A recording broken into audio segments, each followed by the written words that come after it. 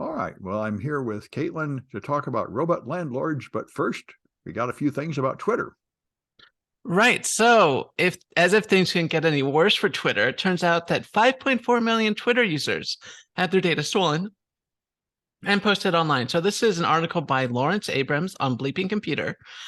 And essentially what happened is that this looks like the raid forum, which is I don't know why that's still around, but people just like to post data leaks and dumps on there. And everyone has anime avatars for some reason. I don't know. But this person posted a bunch of data regarding 5.4 million Twitter accounts, and you can see an example dump here of it has like the Twitter ID, their name, screen name, their location, description, followers, etc. But not passwords, I guess. But not passwords. But they do have so they could get their email and name, which would be useful for spammers and people trying to phish. So, it's not harmless. Just because there's no passwords doesn't mean this isn't harmless data. I mean, I can already assure you that someone has already scooped up this data, put it into a big database, and are sending out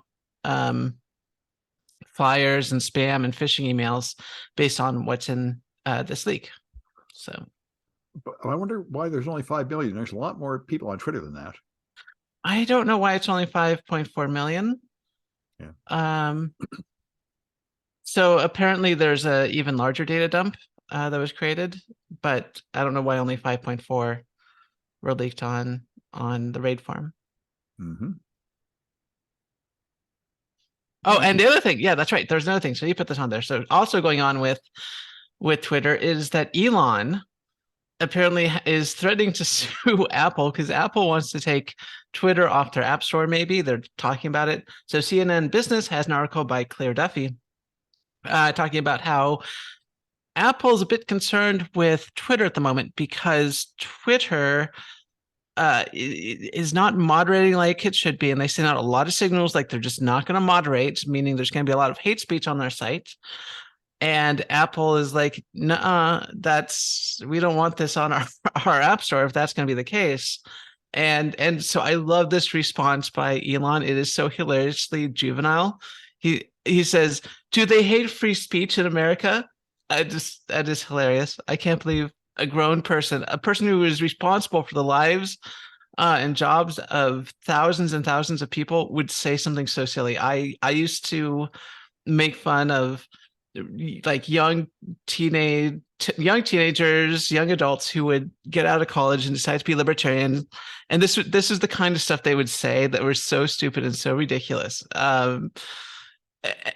But yeah, I mean, and this really does have to do with the fact that for some reason that's unfathomable to me, advertisers don't like to be associated, and big brands in general don't like to be associated with hate speech. And so this is really all it's about. So yeah. It's the bloom is really off the rose for Elon. His stocks are falling, and I mean, it is just revealing. I read another article in the week that said that what's been going on until now is that Tesla and SpaceX and his other companies, he is like Trump. He's surrounded by a bunch of handlers that protect the workers from him and block a lot of his most outrageous demands. And you never hear exactly what he's thinking directly. Just like Trump, there's a bunch of people cleaning up what he says. And now that he's just tweeting out every thought that comes into his mind, you're seeing what raw, unfiltered Elon is, which is just like a petulant baby throwing temper tantrums. Right. I mean, and it's also just so uneducated. That's the thing is, like I said, I used to run into these libertarians once in a while who would say, well, free speech, we should be able to say whatever we want, wherever we want. And, you sort of have to take them aside and be like, yeah, the government should not be censoring speech. That's not the government's job. We all can agree on that. But private platforms can agree not to have hate speech on them. Well, yeah. Also, then he kicks everybody off that criticizes him, and fires employees that criticize him. So I say, where's your free speech now? I mean, right. You have all that side as well too, which is so funny because he does say, yeah, free speech, and we should all say whatever we want. But of course, when you criticize him, he would be logically consistent if he said, I want 4chan. Everybody can just say anything they want. But if you're going to have 4chan, you have to make the accounts anonymous. because people are going to be stalking people and attacking people. He's just run the clock back 20 years, and he's reproducing all the mistakes made by the early social networks, because he just assumes that everybody's an idiot but him, and they didn't come to this current place for any good reason. Right. Yeah. I mean, once again, back to libertarians, one of uh, the great thing said about libertarians is that they're all like cats, that they are fierce. They all believe they're fiercely independent, but unaware of that they're completely dependent on another person. And, Elon is sort of the same, where he sort of feels like, oh, I know everything. I know all this stuff. And he does not realize that there are all these people in the background making important and meaningful decisions that, are beyond his scope. Yeah.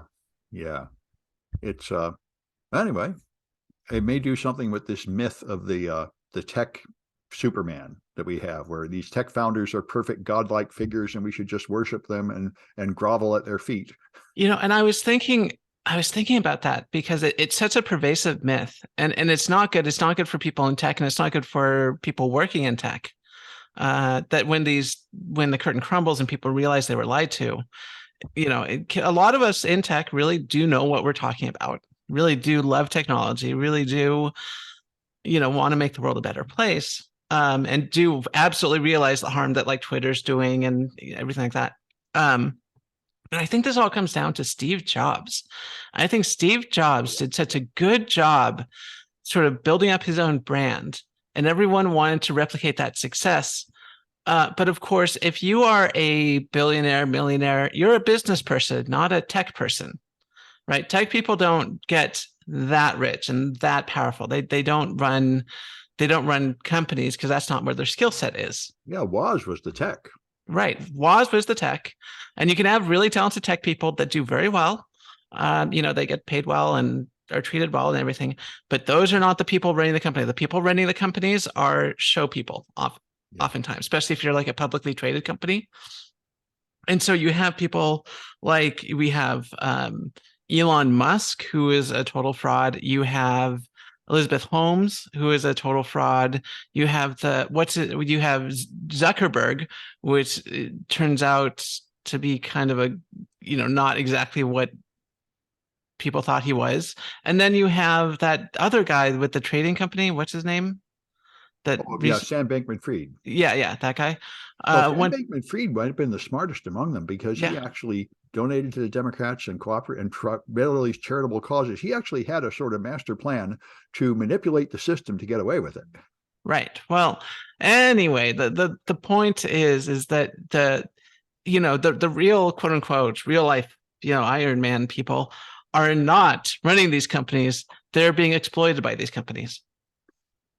Yeah, it's yep. So tech is finally, I think, getting its comeuppance and turning into just another industry like every other industry.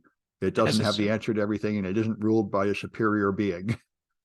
As it should. And I said Steve Jobs, started the current trend of the people running the business being the, wanting to emulate Steve Jobs. But of course, Steve Jobs got his thing from old, hippie ideology of the thought leader, and wanting to, become essentially like a tech daddy and solve all our problems with tech and stuff like that. So, well, Steve Jobs also had to go through a humiliating fall, which is an important part of developing wisdom, for what it's worth.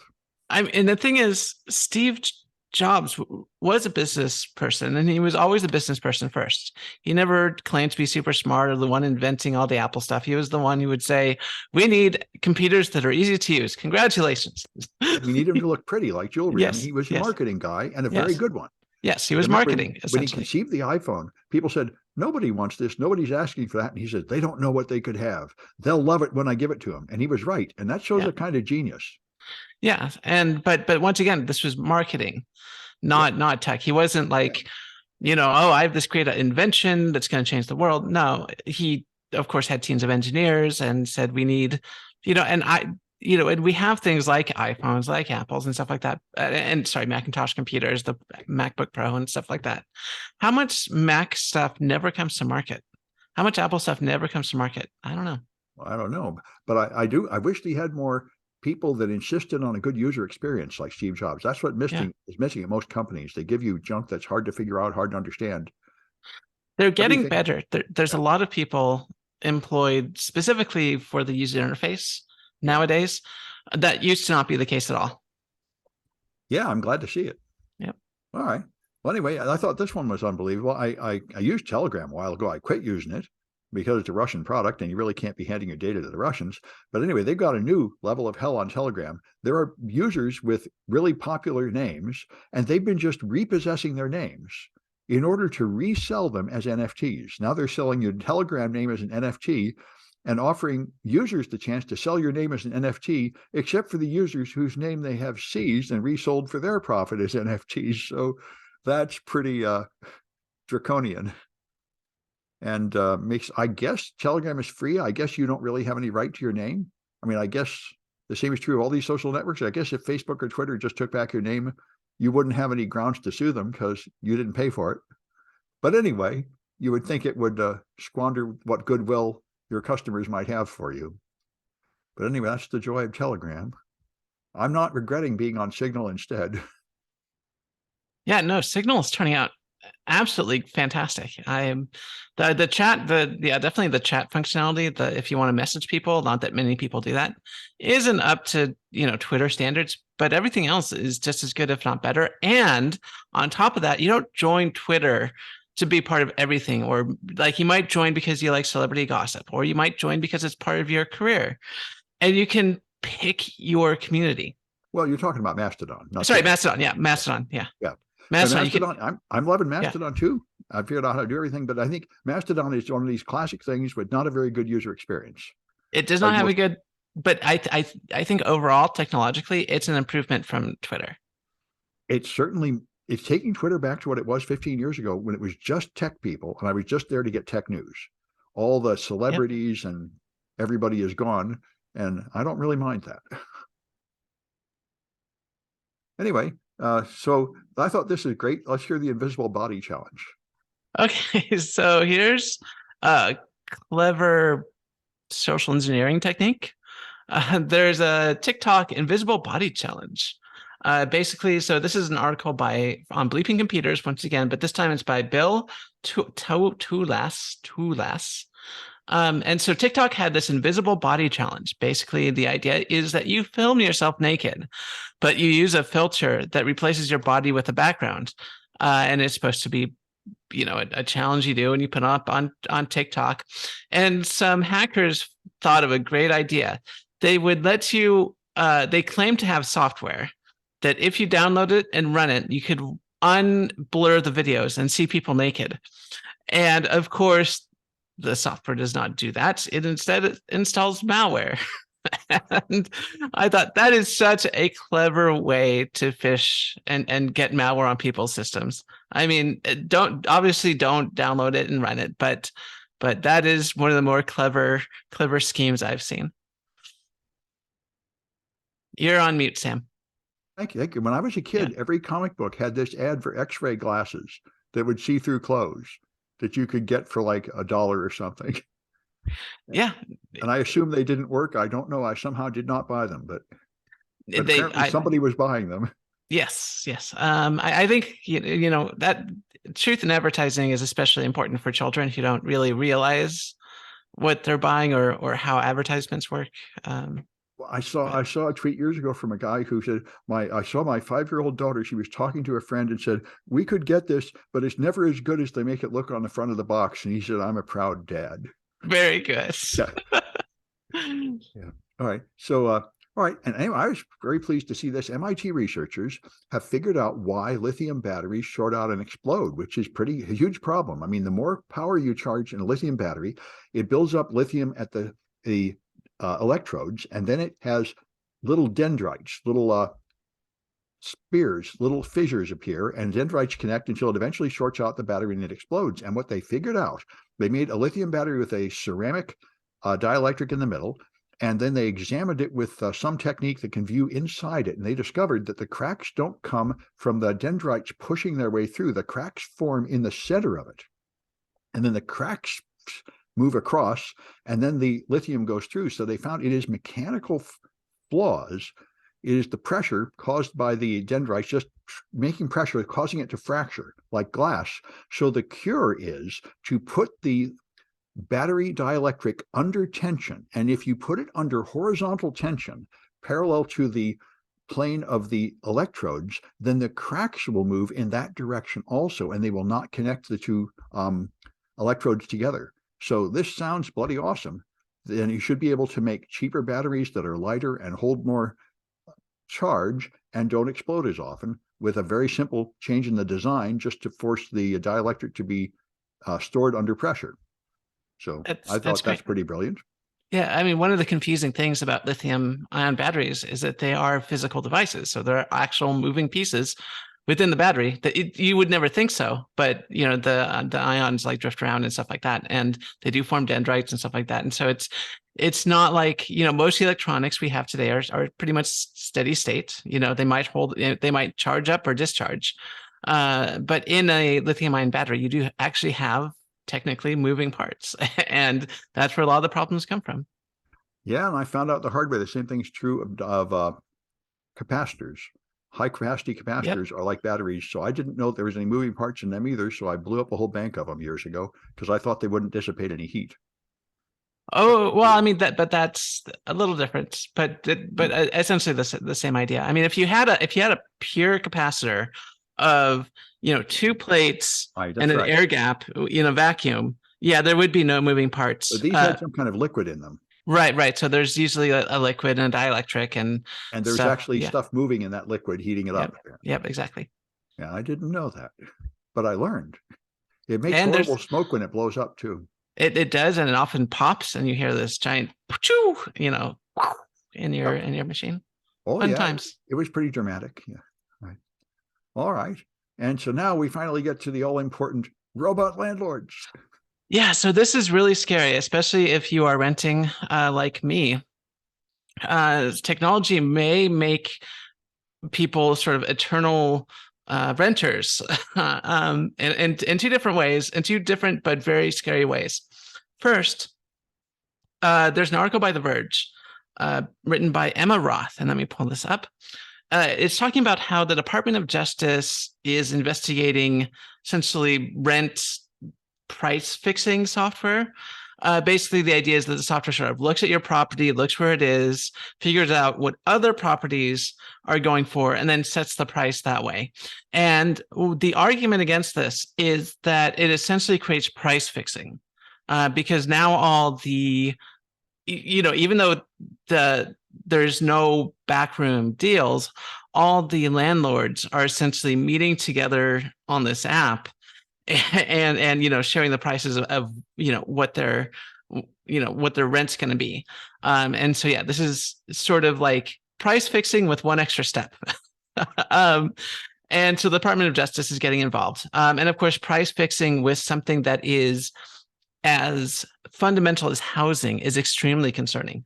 This is not like price fixing iPhones where you can just get an Android or something. You need a house, you need a rent. And if you can't, find a place to rent, that's sort of your last option. You can't, other than living on the street. So that's extremely worrisome. So hopefully the Department of Justice will get involved, but it is bad enough that the Department of Justice is looking into it. The other article here is by Vice. This is by Nick Kepler. And once again, you have technology, this time an app, that are essentially doing the landlording for real people. So they can automatically go out, find houses that are on sale. And if it's a affordable price or whatever, the apps can automatically snatch it up before a human can even look at it. And then the apps and robots can pretty much do all the landlording. You go to the place, they make sure you have your keys. You go into the app, you say, I'm here, here's where to pick up your keys. You go into the app to like pay your rent. You go into your app to report a problem with the property. You go into the app and do this and that, and you never interact with a real person. So what you can essentially end up having is sort of this automated sort of landlording system where the first to market will basically dominate everything, buy up all the properties once they go on sale, and then they don't have to hire extra staff or anything like that. They just build up their data center. Well, it sounds really Kafkaesque. I mean, if it was to work right, that would be nice, but I'm sure it would just it would just send you lies and be broken. There'd be nobody to appeal to. I mean, this is like Twitter's content moderation. You need humans in the loop. Right. And I mean one of the things about being a renter is that you're usually living in a community. And so you get to know the people in your community. And if you are and landlords know if you are a good renter or a, kind of a troublemaker. And so for troublemakers, I imagine this would be really good. But if you are a good, tenant, you keep the property up, you're a good neighbor, they don't care about that. They're just, same price for everyone. And the point is to like maximize profits, and they take the humanity out of the picture, which, like I said, property and living is a fundamental human right. So this is very dystopian. Yeah. Yeah. All right. And the last one I've got here is Epson. I didn't know this. Epson is ending their laser printers because they say they're bad for the environment. They say inkjet uses less CO2, produces less waste, and so on, which I never thought of. It seems to me like what they're really going to have to do is lower the price of the inkjet ink by at least a factor of 100 before anyone's going to willingly want to go to it. But the other thing they had apparently fixed is the speed of inkjet printers, which is another issue. They got them so they print a whole page in about a second. So anyway, they're ending laser printers and going back to inkjet. So that'll become a trend. I highly doubt they're doing this out of the goodness of their heart and for the environment. I think they are.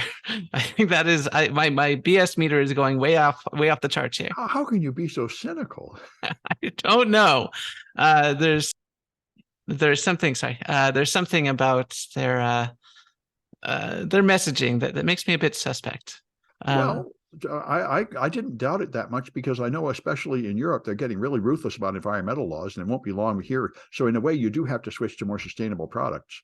Like there's even one of the some major tech company, I just read it, is now promising to be water neutral.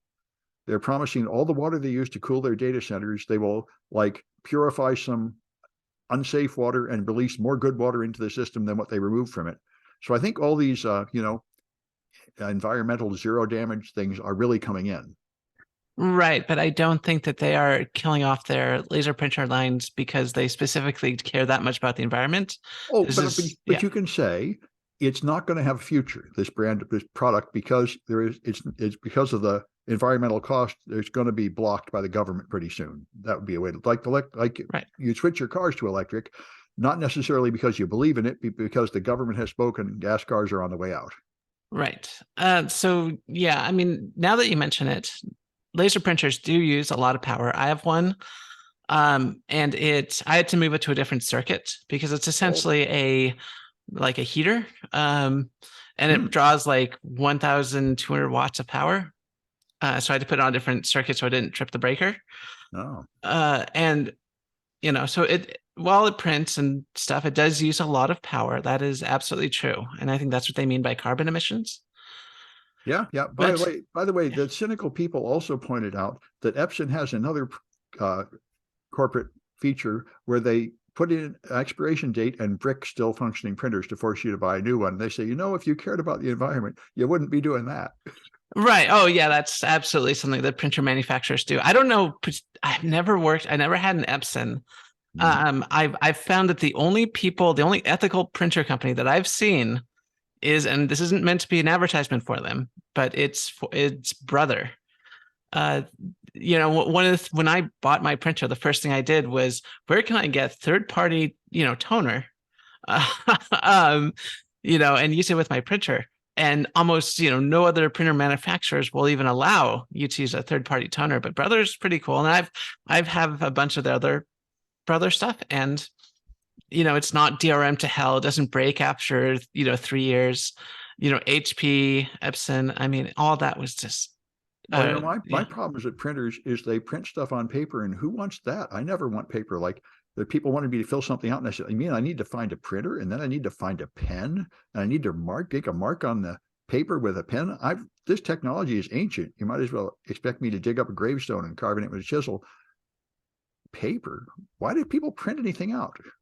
I'll tell you why I have a laser printer. Yeah. It's because it uses toner, and toner can be transferred.